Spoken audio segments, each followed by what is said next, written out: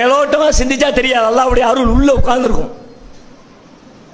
அல்லாஹ்வுடைய கருணை உள்ள இருக்கு. நீ அல்லாஹ்வுடைய கருணையை கேளு, அல்லாஹ்வுடைய அருளை கேளு. வெறும் குவான்டிட்டியை கேட்காத. 1 கோடி கொடு, 2 கோடி கொடு. நீ ஏன் அதை கேட்கிற? நீ நம்பர்ல கேட்காத. நீ எதுல கேளு? அல்லாஹ்வுடைய அருள்ல கேளு. எல்லாம் பூர்த்தி ஆகணும். எனக்கு எல்லா வேலையும் நடக்கணும்.